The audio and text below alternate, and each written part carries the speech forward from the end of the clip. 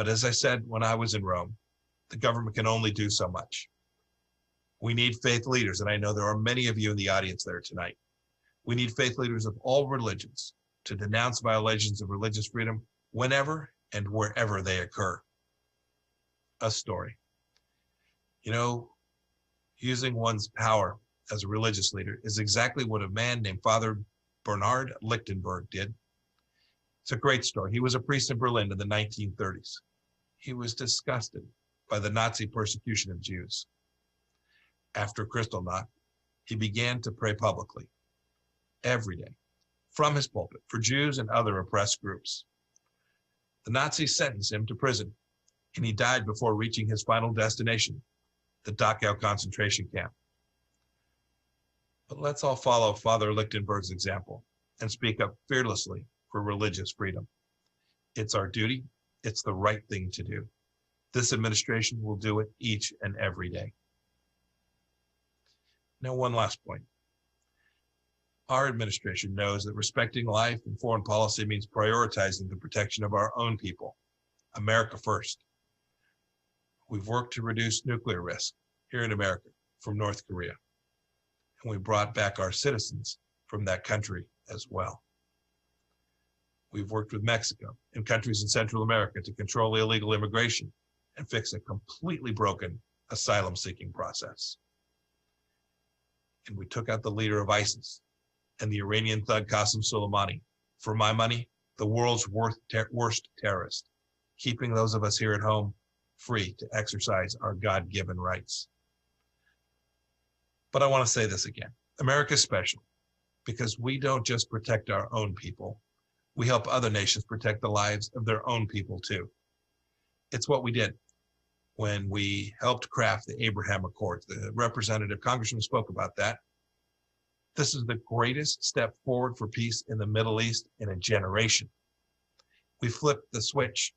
We took 40 years of history where people said, you can't get peace in the Middle East until you resolve the conflict between Israel and the Palestinian people.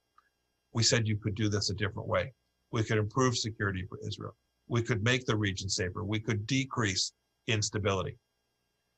It was really very simple. On one side of the equation, you have the United States, Israel, the United Arab Emirates, and Bahrain. Countries that know the basic idea that normalized relations in the Middle East actually help people live in peace and in security. We expect there'll be more countries join this side too, and soon. On the other side of the equation, you have the Islamic Republic of Iran, responsible for untold bloodshed across the region, not to mention inside its own borders. Indeed, killing of many Americans who fought there so valiantly in Iraq.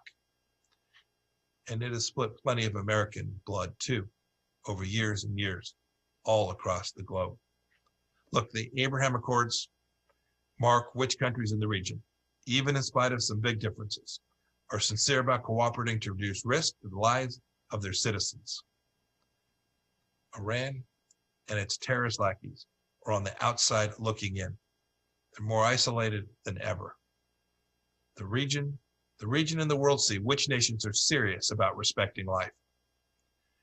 At the center of this new grouping is the only nation that could have pulled this all together diplomatically, the greatest champion of life at all, the United States of America. As I close tonight, I want to leave you with this. Being America's Secretary of State has reinforced how much the world watches America to see if we're leading. And I'm convinced more than ever, we must go where others fear to tread. We must speak up when others choose to stay silent. We must let our light shine when others keep it under a bushel. This can be a hard mission. So much of what the world disdains, this respect for life in action.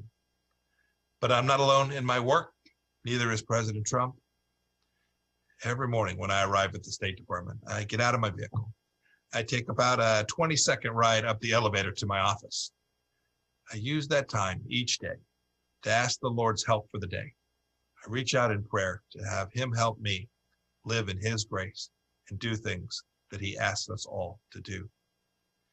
Tonight, I want to ask for your prayers too. And I'll be sure to say one myself for each and every one of you who are part of the policy council that is doing such amazing work. With faith in God and our people, we'll continue to lead on respecting life as only America can. May God bless you. May God bless Florida. May God bless the United States of America. Thank you all so much.